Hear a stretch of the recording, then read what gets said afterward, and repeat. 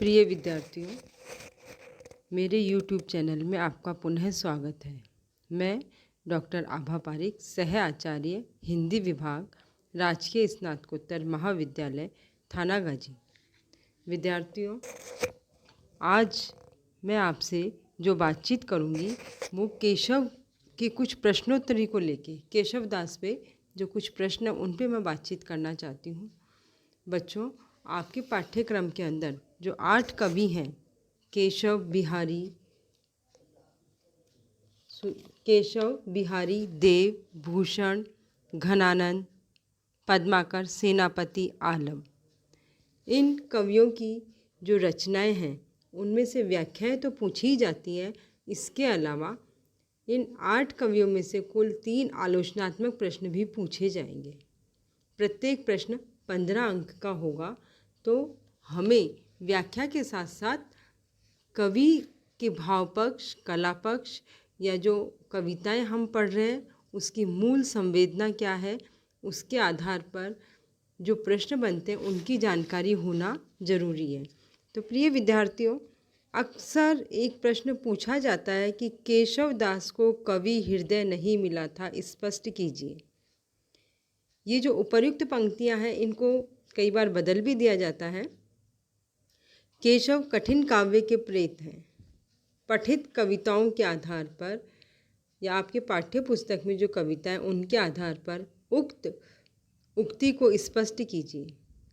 ये भी पूछा जाता है कि केशव ने काव्य रचना हृदय की प्रेरणा से नहीं अपितु पांडित्य प्रदर्शन के उद्देश्य से की है, इस कथन की समीक्षा कीजिए।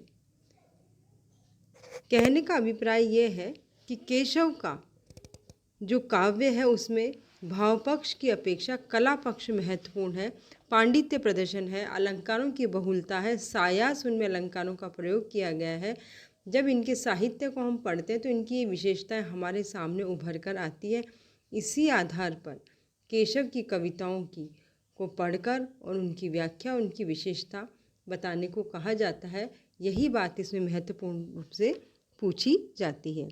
विद्यार्थियों, आपको ये तो बात पता ही है कि केशव रीति काल के महत्वपूर्ण कवि और आचार्य हैं। उनकी कविता अपने ढंग की अनूठी कविता रही है।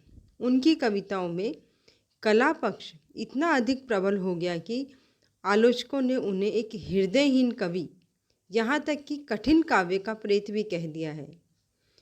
उनकी कविता के संबंध में एक उक्ति प्रसिद्ध है कि कवि को देन न चाहे विदाई पूछ केशव की कविताई।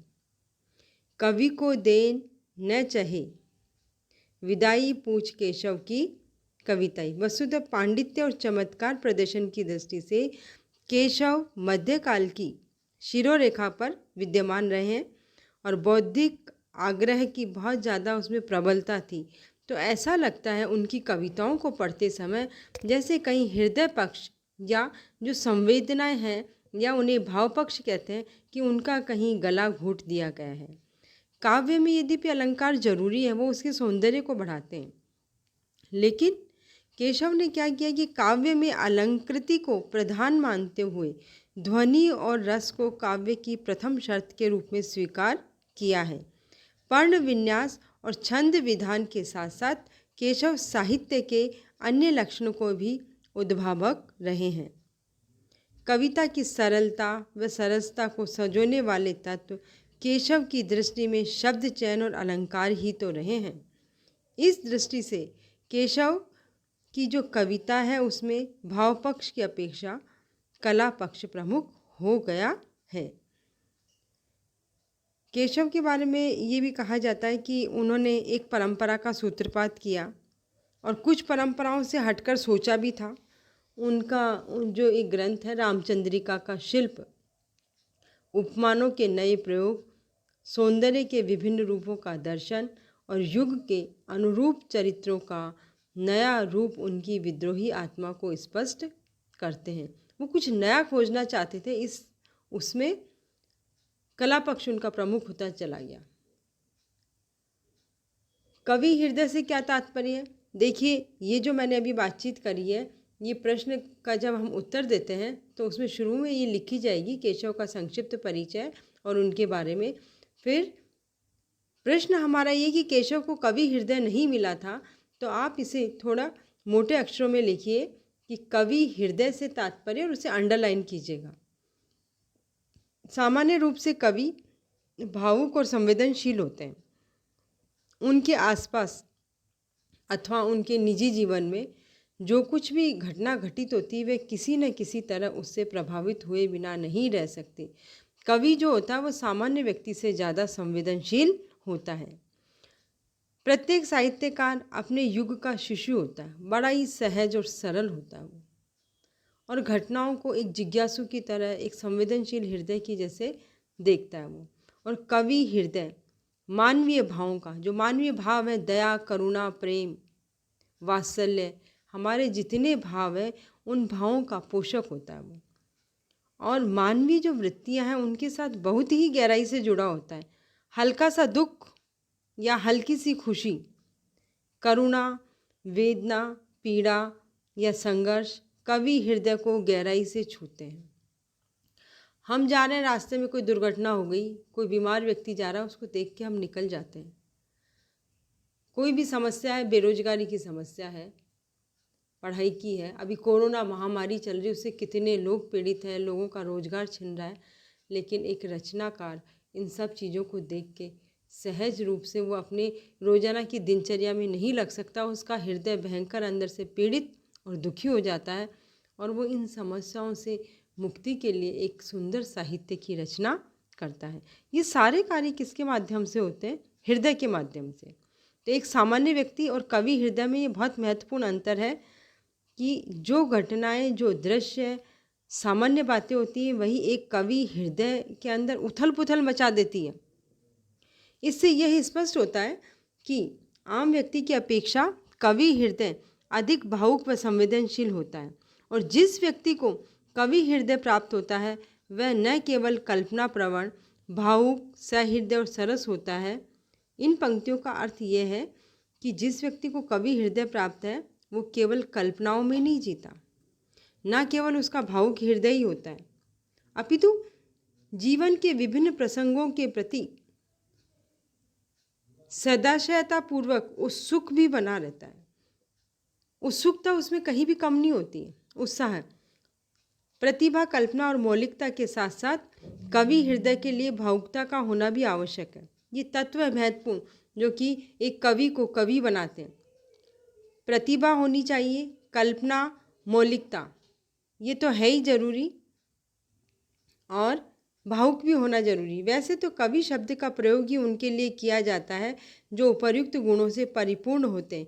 इतना होने पर भी यह सत्य है कि कुछ कवि लिखने के लिए होते हैं और कुछ अपने पांडित्य का प्रदर्शन करके लोगों को चमत्कृत करने के लिए अपनी कविता की रचना करते हैं, लोगों को प्रभावित करने के लिए। केशव एक ऐसे ही कवि रहे हैं जो न तो सरस एवं भावुक थे और न ही संवेदनशील।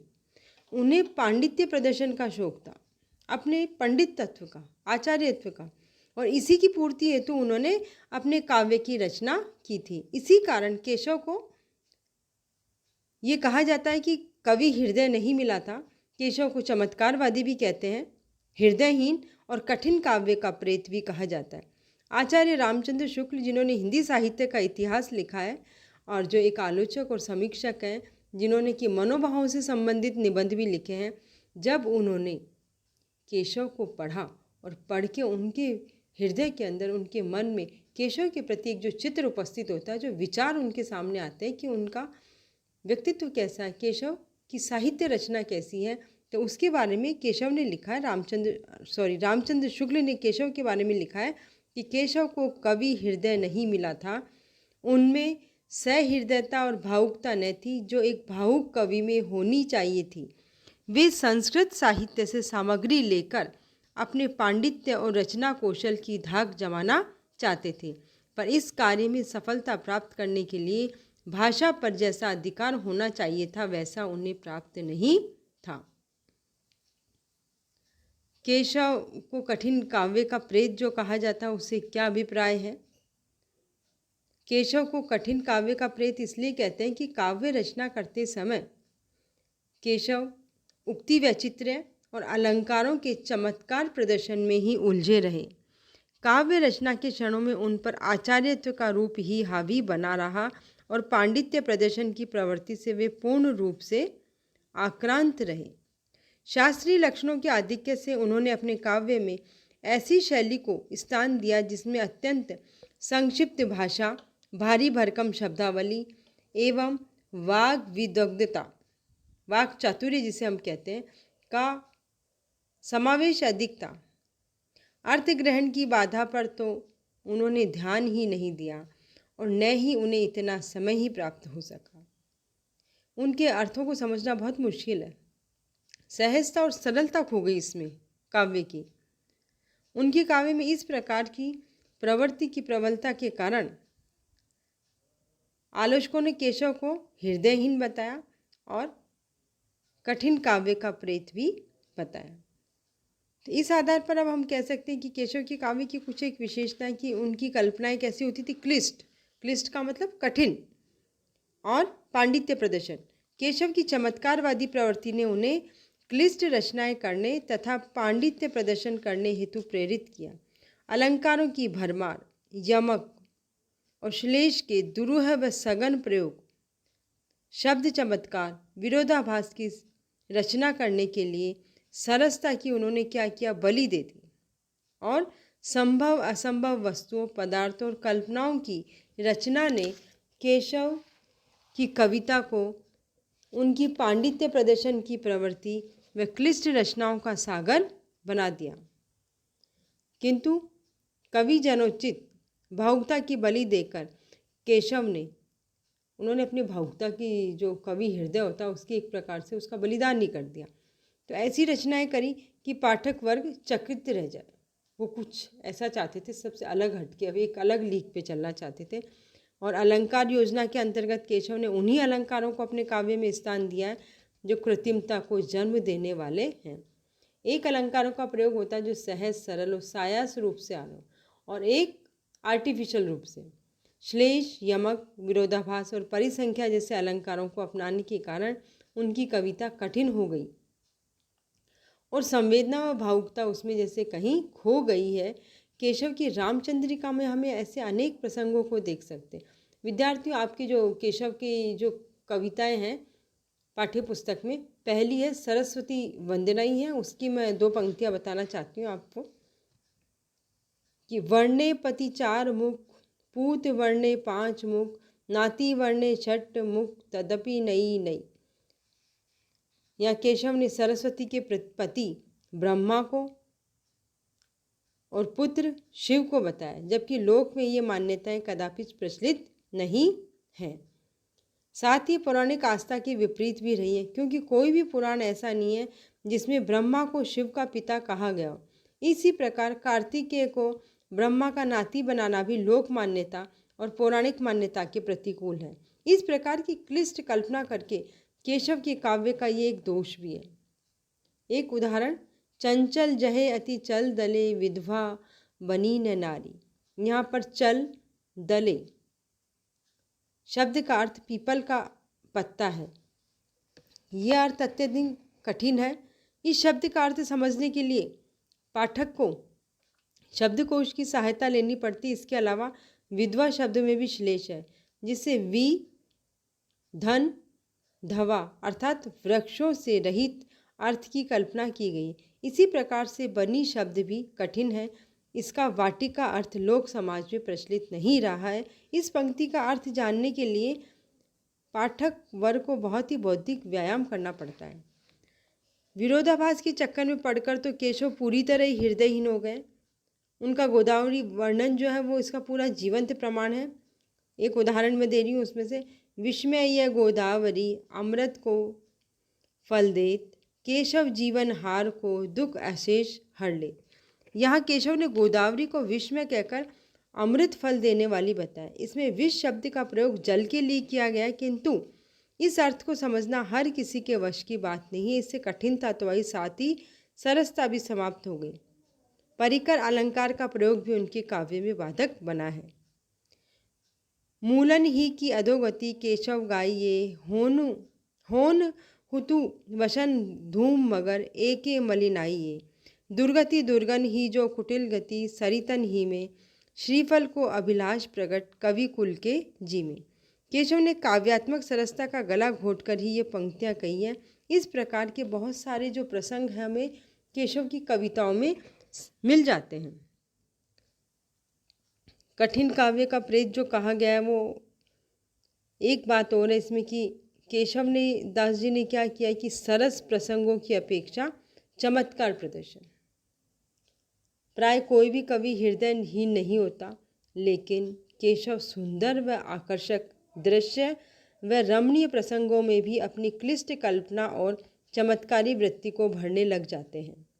यहाँ आचार्य रामचंद्र शुक्ल के शब्द में केशव को कवि हृदय मिला ही नहीं है, उचित जान पड़ती है ये बात। एक पद देखिए, ब्रज को अखर्व गर्व गजो, जे ही पर्वत तारी, जीत्यो है सो पर्व सर्व, भीजे ले ले अंगना, खंडित अखंड आंसू कीनो है जलेस पासु, चंद्रिका सी चंद्रिका सो कीनी चंद्र वंदना। इस पद में लगभग संपूर्ण पद जो है वो तत्सम है। कुछ शब्द कठिन भी हैं और अर्थ संगति आसानी से नहीं हो पा रही है। सुपर्व शब्द का प्रयोग बहुत ही कठिन है। इस प्रकार के प्रयोगों से केशव का जो काव्यत्व है वो अपने आप ही कठिन हो जाता है। इसी प्रकार एक उदाहरण और मैं देना चाहूँगी। अरुण गात अति प्रात पद्मनि, प्राणनाथ भय, मानहु केशव दास, कोक नंद कोक प्रेम भय, परिपूरण सिंदूरपुर, कैंधो मंगल घट, कींदो शक्र को छत्र मण्यो, माणिक मयुक पट, कई श्रोणित कलित कपाल यह, किल कापलिक काल को, यह ललित लाल कैंधो लसत, दिग्भ्रामिनी के भाल को। यह कल्पना की उड़ान एवं अलंकारवादी प्रवृत्ति के कारण सूर्य की आकर्षक छटा का भाव भीना व सरस वर्णन नहीं हुआ है।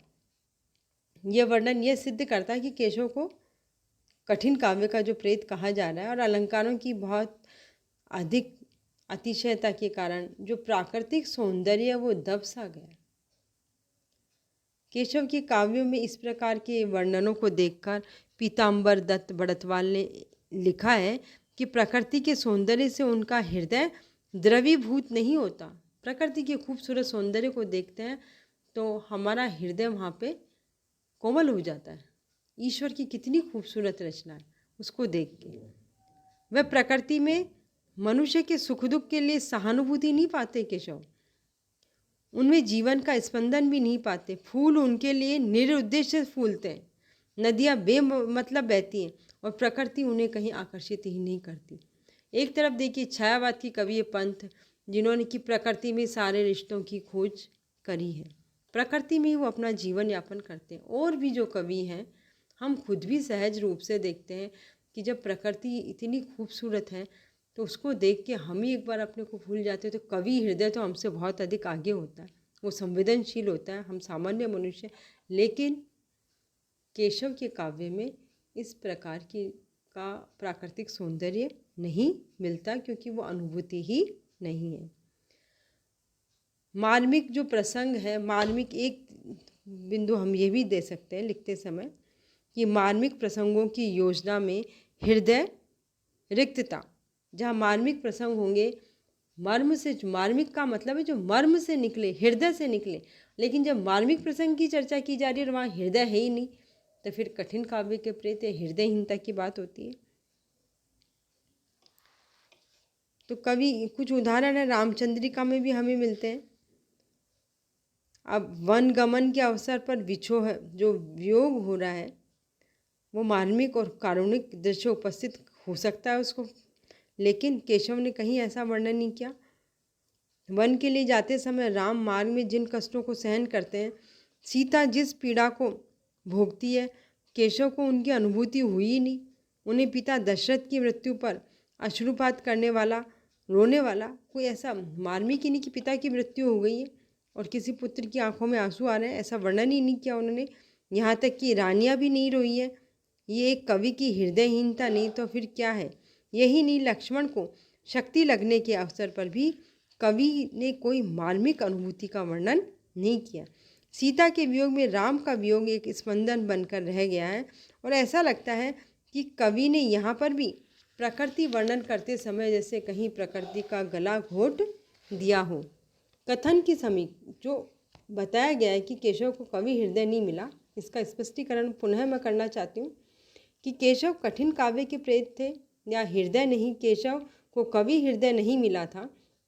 इस कथन की व्याख्या की जाए तो केशव को कठिन काव्य का प्रेत कहना उनकी जो विद्वत्ता है, उनका जो पांडित्यपूर्ण गुण है, उसे एक प्रकार से कम करना है। ये कहा जा सकता है कि केशव ने जो काव्य रचना करी है उसमें भाव पक्ष की अपेक्षा कला पक्ष, और कला पक्ष में भी शिल्प पक्ष को बहुत अधिक महत्व दिया है, उतना महत्व उन्होंने भाव पक्ष को प्रदान नहीं किया। उनका काव्य शिल्प उनकी चमत्कारी अभिव्यक्ति का अभिन्न माध्यम बनकर रहा है। उनके शब्द उच्च स्तरीय संस्कारों से तो युक्त हैं। उन्होंने अपने काव्य में रसराज श्रृंगार को उसके अलौकिक रूप में ग्रहण न करके केवल श्रृंगार के रूप में ही ग्रहण किया है, और रसिक प्रिया में तो श्रृंगार रस के आलंबन रूप में नायिकाओं का विवेचन प्रस्तुत करते हुए उन्होंने सामान्य नायिका का इस प्रकार से परित्याग कर दिया कि उसकी रसोज्ज्वलता में कोई उपादेयता ही नहीं रह जाती। इन सभी पक्षों पर जब हम ध्यान देते हैं तो ये स्पष्ट होता है कि केशव के लिए जो कहा जाता है कि कवि हृदय नहीं मिला था या कठिन काव्य का प्रेत, सबसे महत्वपूर्ण बात यही कि भाव पक्ष पूर्णतया गौण हो गया, सहजता सरलता कहीं खो गई, और पांडित्य प्रदर्शन के कारण ही ये बात कही जाती है कि उनके काव्य में जो चमत्कार प्रदर्शन है उसको आधार में, उसको ध्यान में रखते हुए। तो विद्यार्थियों, आज हमने केशव को कवि हृदय नहीं मिला था इसके ऊपर चर्चा की है। अब इतनी ही मैं बातचीत करूँगी इस पर, और अगले एपिसोड में मैं आपसे पुनः मिलूँगी और केशव दास के ही कुछ प्रश्न के ऊपर बातचीत करूँगी। केशव दास के ऊपर और भी बहुत सारे प्रश्न हमें मिलते हैं कि एक कठिन काव्य का प्रेत ही हम नहीं कह सकते। इसके अलावा केशव का भाव पक्ष और कला पक्ष है, उसके ऊपर भी एक प्रश्न बनता है। केशव की संवाद योजना या रामचंद्रिका के आधार पर मूल इसकी व्याख्या कीजिए, ये इनके ऊपर भी हम चर्चा करेंगे। प्रिय विद्यार्थियों, धन्यवाद। फिर हम मिलते हैं।